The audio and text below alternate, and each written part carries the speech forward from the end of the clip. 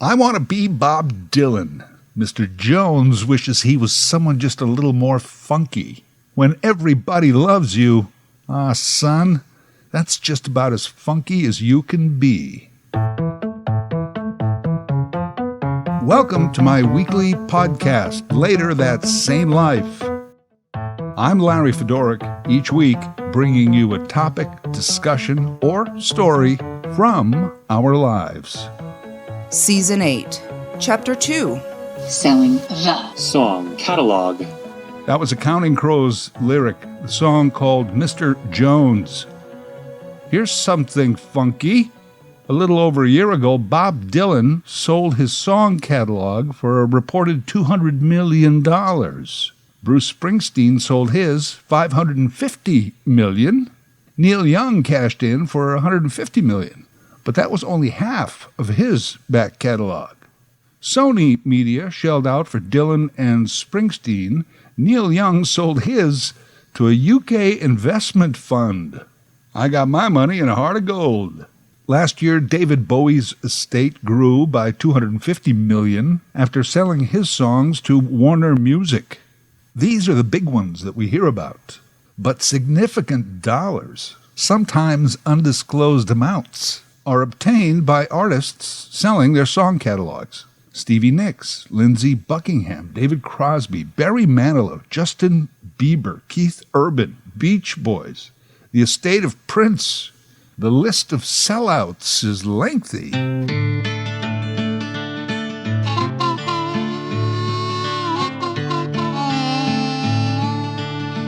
Two of the biggest stories in this music game are the song catalogs of Taylor Swift and of the Beatles. The Beatles, 50-plus years since they broke up, and the Beatles catalog is still like the holy grail of song catalogs. To understand how exactly million-dollar bills are flying through the air, let's begin with some basics. Radio and TV pay fees for using recording artists' songs. Streaming and other web services must also pay a fee. If a song is used in a commercial, a movie, a TV show, a Broadway or Vegas show, a fee must be paid. It's called a royalty. You hear Rod Stewart coming out of the speakers at the grocery store? He's getting a royalty through a music service that pays them. A popular song that gets played all the time gets a lot of royalties. Well, who gets the money? Who owns the song? Basically, it's a songwriter and a publisher. If you are credited as a songwriter on a tune, you will receive the songwriter's royalty. The publishing company, who owns the publishing rights, also receives a royalty. The split between publisher and songwriter is generally 50-50. If, as a songwriter, you can also own the publishing, well, you get all the money. Important factor, it's usually the publishing company that gets all the money up front. Then they pay the songwriter the royalty share. The songwriter must count on the honesty of the publisher in order to collect proper monies. Are there sometimes shady characters in show business? Could be. On a side note, let's say I have the money to pay to use a Beatles song in a commercial that I want to make. The cost is X for the use of the song. But if I want to use the actual Beatles performance of that Beatles song, the cost goes up. It's X plus Y. Because now I'm not only paying for the rights of the song, I'm paying for the Beatles pre-recorded performance. When you are a young artist starting out, you generally have no power, and you're happy just to get a recording contract. Most times you don't own your own publishing. Now, you get a few hits, some popularity, some mania, and you can start to call more the shots. Such was the case with Lennon McCartney, who, as we know, wrote the majority of the Beatles' hits. As early as 1964, John and Paul decided to form their own publishing company, Northern Songs, to generate further revenue. By 1969, a UK media giant, Associated Television, ATV, got involved in a messy takeover of Northern Songs. Out of frustration with the music business, Lennon and McCartney sold all of their publishing rights. Needless to say, they got some bad management advice. By 1985, the songs were back on the market. And this is a legendary tale. A short time earlier, McCartney and Michael Jackson collaborated on the song Say, Say, Say.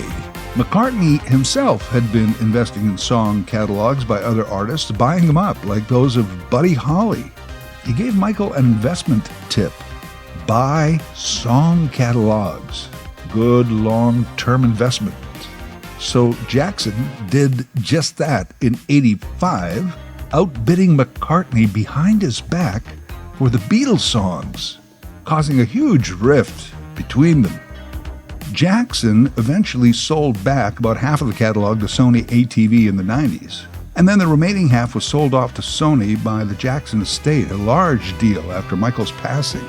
By 2017, though, after much legal wrangling involving complicated copyright laws and expiration dates, McCartney was able to get back all of his and John's music. Paul McCartney owns the Beatles catalog. Taylor Swift's highly publicized long battle is slightly different and even more complicated. Here's a good nutshell version. Taylor Swift breaks onto the scene. She signs a record deal with a label called Big Machine and has 6 monster albums. Big Machine owns the master recordings, so they cash in when Taylor's songs are streamed, played on radio, or used in a movie. Big Machine wanted Taylor to sign up for more albums, but Taylor knew that Big Machine was up for sale, and she didn't want to trust her legacy to some unknown entity. She offered to buy back her masters. Instead, they were sold from under her, bought by mogul manager Scooter Braun, who then sold them off to another company. Around $300 million changed hands. Taylor, a couple of years ago, announced that she was going to re-record all of her original 6 albums. You see, Taylor Swift is not just the songwriter on her hits. She owns the publishing. So she is allowed to re-record her songs. And then she would own the new master recordings, and therefore, theoretically, the original recordings would go from being worth $300 million to virtually worthless. So Taylor owns all parts of her music except the master recordings of them.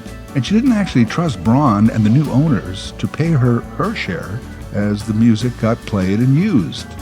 The new masters would replace the old ones, and though Swift would have to pay for all the re-recording expenses, she would now make all of the money.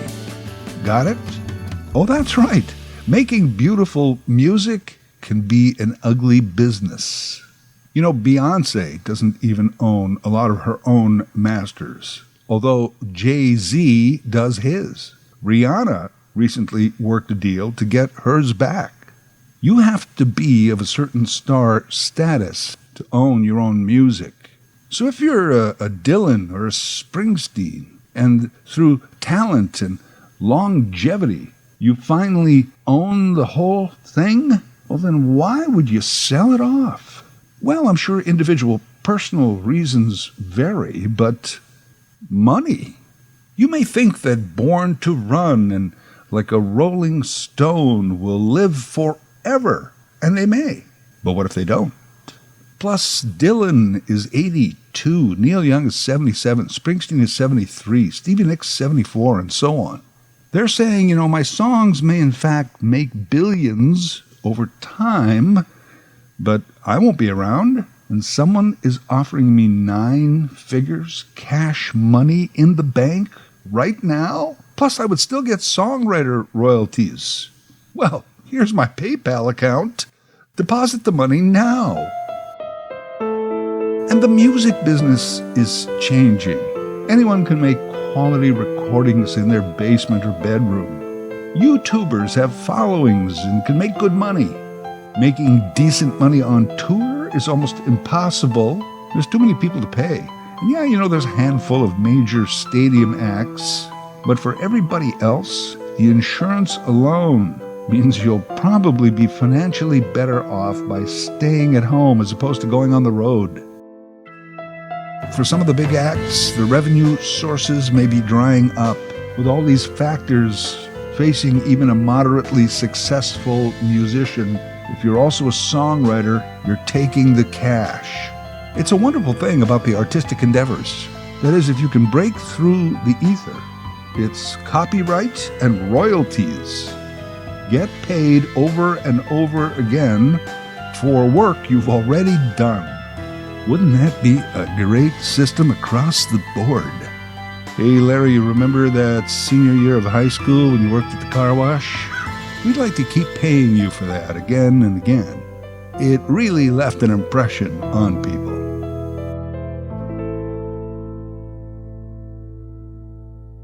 It's interesting who is buying these catalogs. In many cases, it's folks that are in the business, like Sony, ATV, or Warner. They're in the business of music publishing, or in some cases, a record company.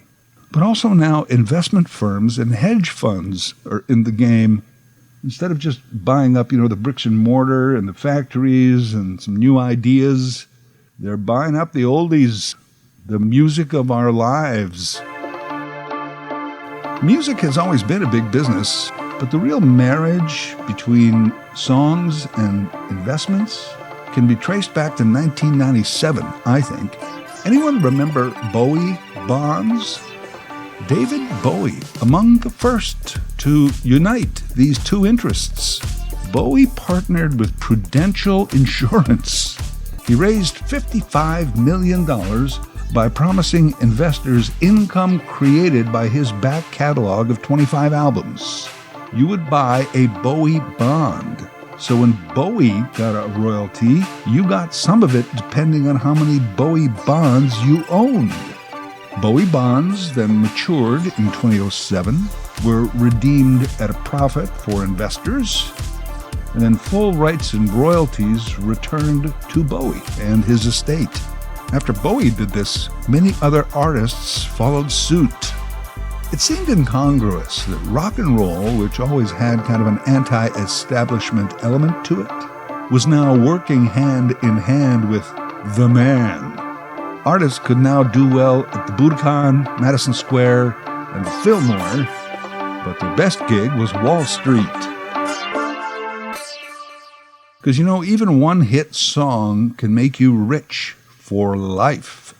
A lot of people got to get paid, singer, songwriter, musicians.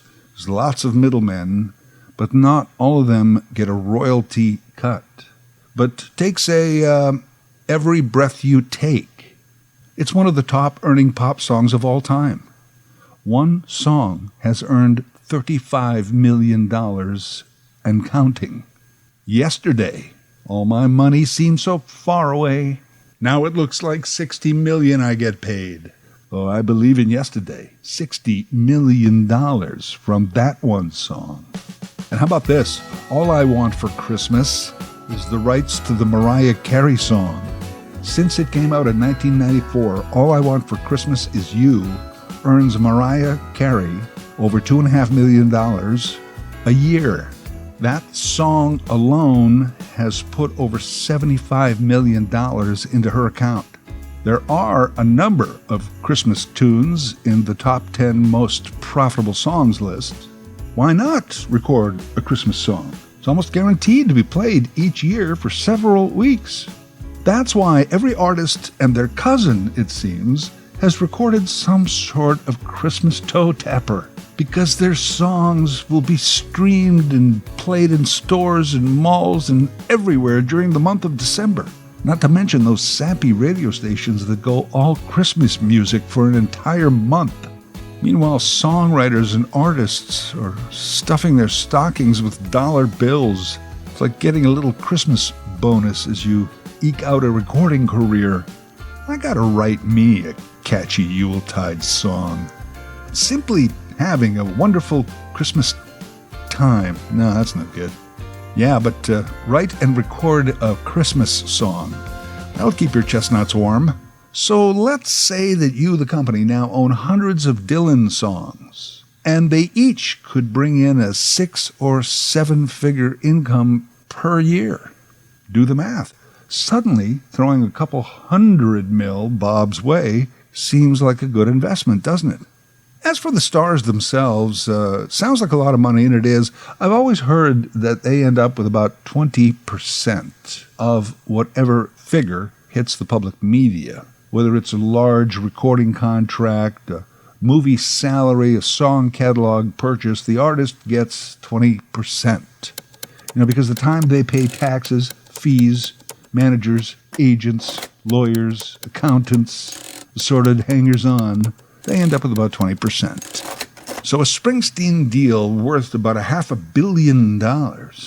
Well, poor Bruce ends up having to exist on a mere $100 million or so. I'm happy for them. They have the talent. They put in the work and the time. And also at a certain level, they become an industry unto themselves.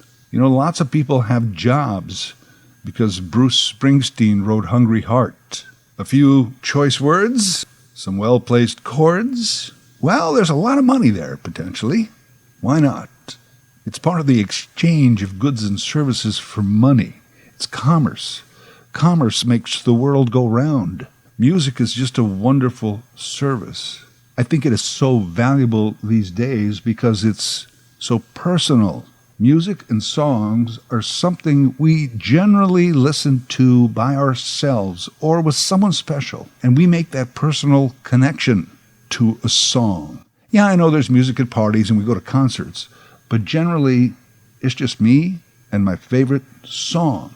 Music is like a book as opposed to a movie. I can appreciate it in a crowded room with a bunch of other people, but I prefer to be alone. That personal association is why and how they can use those songs to sell us other products. Although I'm still amazed how Cat Stevens' Wild World can be effective in selling an Infiniti SUV to a demographic that wasn't even born when it was a hit song. Magic Carpet Ride is used to sell Goodyear tires. And Born to be Wild? It's used in a diaper commercial right now. Not kidding. And diapers for babies, not grown-ups. The latter I could at least understand. You would think Steppenwolf might be turning over in their graves, but instead they're turning a profit on their tunes.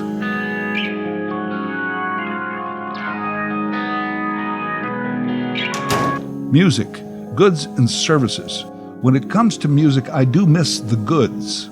I miss the idea of buying music and then having a product in my hand, a piece of vinyl, a tape, a CD, a picture I can look at while the music is playing, liner notes, a huge shelving wall in my home of all the music I have purchased, something to show for my money, my music collection. Friends come over and they go through it. Oh, wow, man, you're really into Elvis Costello.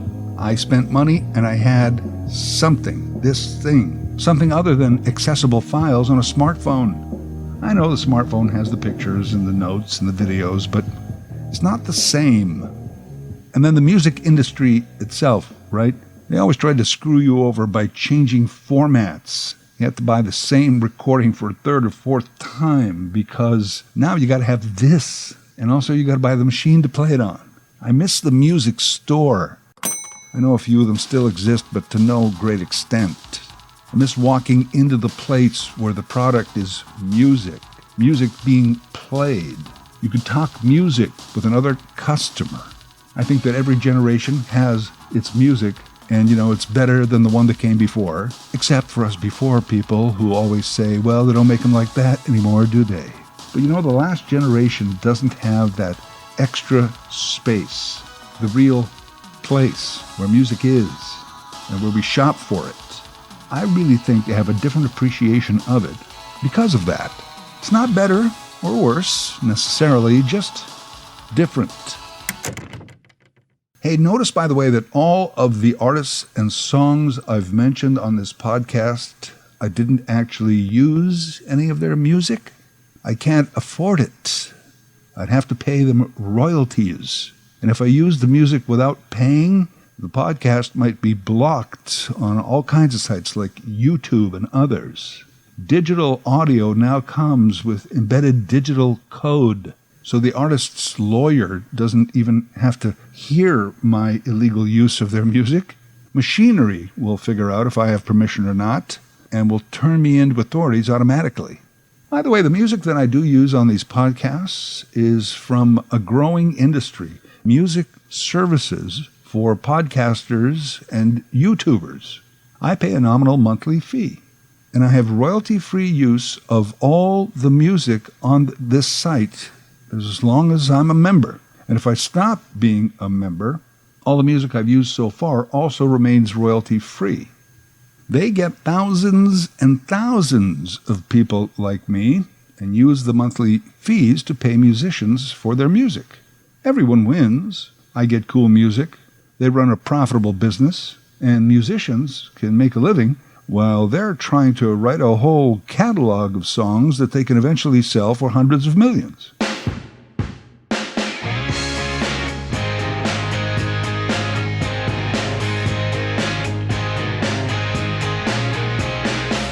Artists of all shapes, sizes, genres, and eras are cashing in on their song catalogs.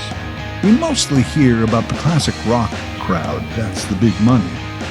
There is one valuable catalog that is so far not for sale. Got a guess?